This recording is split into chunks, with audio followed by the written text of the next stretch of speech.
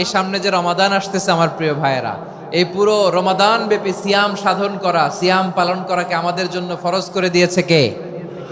রমাদানের রোজা রাখার নফল নাকি? রমাদানে সিয়াম পালন করা কি নফল? সুন্নাত?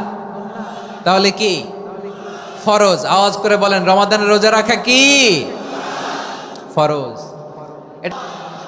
রব্বুল আলামিন বলেন, ইয়া আইয়ুহাল্লাযীনা আমানু কুতিবা আলাইকুমুস সিয়াম, সিয়ামকে তোমাদের উপরে ফরজ করা হয়েছে, কামা কুতিবা আলাল্লাযীনা মিন ক্বাবলিকুম, যেমনি তোমাদের পূর্ববর্তীদের উপর রোজা ফরজ করা হয়েছিল, লাআল্লাকুম তাত্তাকুন, যাতে করে তোমরা আল্লাহ সচেতন হতে পারো, যাতে করে তোমরা মুত্তাকি হতে পারো। লাআল্লাকুম তাত্তাকুন, যাতে করে আমরা আল্লাহ সচেতন হতে পারি, আল্লাহ কনসিয়াসনেস আমাদের মধ্যে গ্রো করে। এটা হচ্ছে রোজার prime objective, the prime objective of সিয়াম।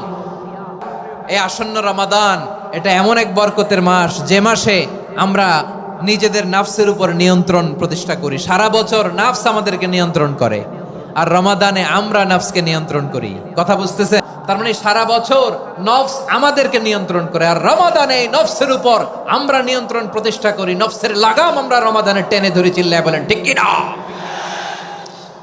এজন্য আমার প্রিয় ভাইয়েরা, নফসের উপর নিয়ন্ত্রণ নিতে চাইলে রমাদানের রোজার কোনো বিকল্প নাই। এটা এমন মাস যে মাসের ফজিলতেরও কোনো শেষ নাই।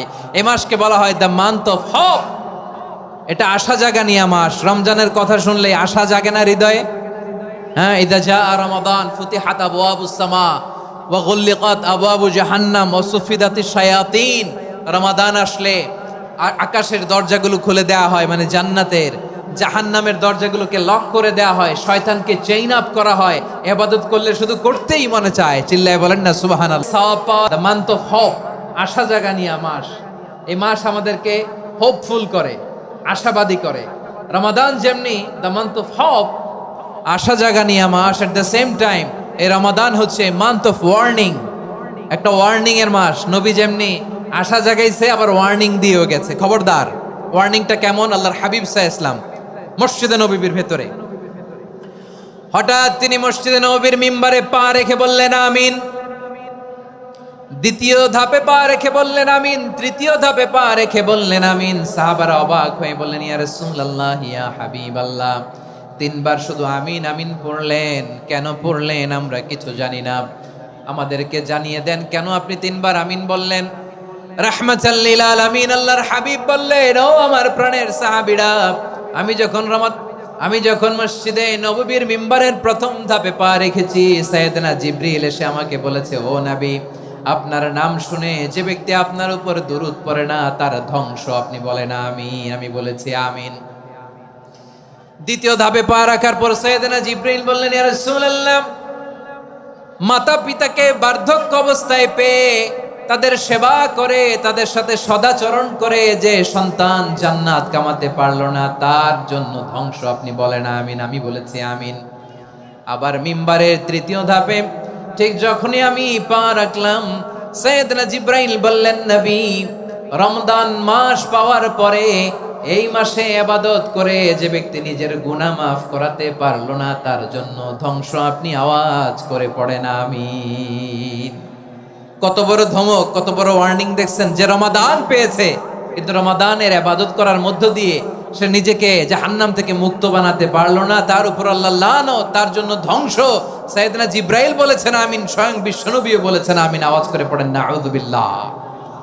তাহলে রমজান আসবে আর আমরা নিজেদেরকে জাহান্নামীদের লিস্ট থেকে নাম কাটিয়ে জান্নাতীদের লিস্টে উঠাতে পারবো না। এর চেয়ে বড় হতভাগা কি আর কেউ থাকতে পারে? আওয়াজ করে বলেন।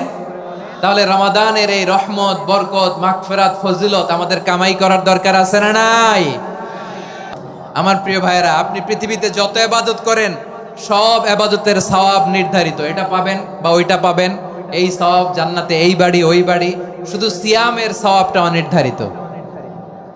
কুল্লু আমালি ইবনে আদম ইউদাআফ আল হাসানাতু আশরু আমসালিহা ইলা 700 দি'ফিন ইল্লা সাওম। সব নেক আমলের সওয়াব বাড়তে বাড়তে 700 গুণ, কিন্তু রোজা ছাড়া। রোজার সওয়াব কি হবে? বান্দা খালি রোজা রাখে, ফেরেশতারা কিছু লিখতে পারে না আমল নামায়, কারণ আল্লাহ বলে এটা কিছু লিখিস না, কারণ আসসাউমুলি, এই রোজা রাখছে আমার জন্য, ওয়া আনা আজজি বিহি, এই রোজার সওয়াব, প্রতিদান, অ্যাওয়ার্ড এটা কিয়ামতের দিন আমি আল্লাহ নিজ হাতে দেব, নিজ হাতে দেব। আরেক বর্ণনায় এসেছে ওয়ানা উজসাবি, আমি আল্লাহ নিজেই হয়ে যাব রোজার প্রতিদান। সুবহানাল্লাহ পড়েন। আবার আল্লাহর হাবিব বলেন ইন্না ফিল জান্নাতি সামানিয়াতু আবওয়াব, জান্নাতের দরজা মোট 8টা, ফিহা বাবুন ইউসাম্মা আর-রায়্যান, 8টা দরজার মধ্যে স্পেশাল একটা দরজা আছে, ওই দরজাটার নাম হলো আর-রায়্যান। রায়্যান দরজা, লা ইয়াদখুলুহু ইল্লা সাইমুন, রোজাদাররা ছাড়া কেউ ওই রায়্যান দরজা দিয়ে জান্নাতে ঢুকতে পারবে না, শুধু রোজাদারদের জন্য ওই দরজাটা খোলা থাকবে। দরজাটার নাম আর-রায়্যান।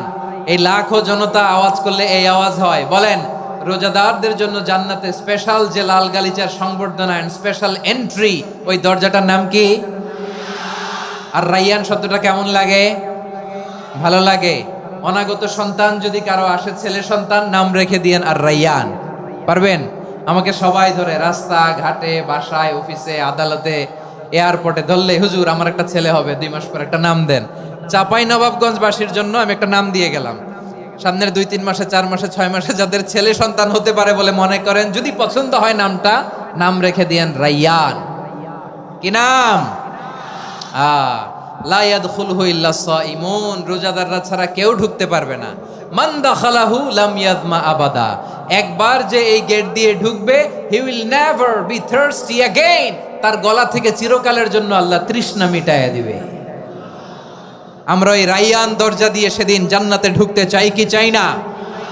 আমার প্রিয় ভাইরা, প্রতি রাতে রমাদানে আল্লাহর ফেরেশতারা আহ্বান জানায়, ইয়া বাগিয়াল খাইরি আকবিল, ইয়া বাগিয়াশ শাররি আকসির, হে কল্যাণের পথের যাত্রী, আকবিল প্রসিড, আরো ইবাদত করো, আগাও আগাও, আরো জান্নাতের নাজ নেয়ামত কামাও। হে অকল্যাণের পথের যাত্রী, আকসির, স্টপ স্টপ, অনেক হয়েছে। আন্না, এ রমাদান এটা পাপের মাস নয়, এটা ইবাদত করে জান্নাত কামানোর মাস। চিল্লায় বলো ঠিক কি না? ওয়ালিল্লাহি উতাকাউ মিনান নার ওয়া যালিকা কুল্লা লাইলা, প্রতি রাতে, রমাদানের প্রতি রাতে আল্লাহ তাআলা এরকম লাখো বনি আদমকে মাফ করে দেওয়ার ঘোষণা দেয়, নাজাতের ঘোষণা দেয়। আমরা আল্লাহর পক্ষ থেকে মাফ, নাজাত চাই কি চাই না? আমরা যদি নাজাত পেয়ে যাই আর কিছু চাই? কথা বলে না। আমাদের নাজাত লাগবে, আওয়াজ করে বলেন তো কি লাগবে? আর কিছু যে চাই না আমি, চাই গো নাজাত, আল্লাহ তোমার কাছে আমার এই মুনাজাত।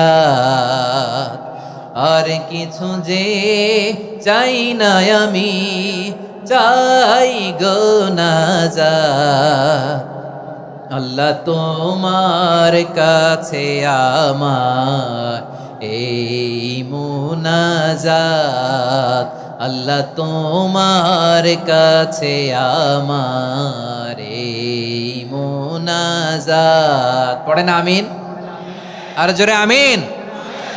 তাহলে রমাদানকে আমরা বুদ্ধিমানের মতো কাজে লাগাতে চাই কি চাই না? হ্যাঁ, বুদ্ধিমানের মতো কাজে লাগাইতে হবে। মুমিনরা স্মার্ট হয়। এই রমাদানে আমাদের কি করণীয়, কি বর্জনীয়, সংক্ষেপে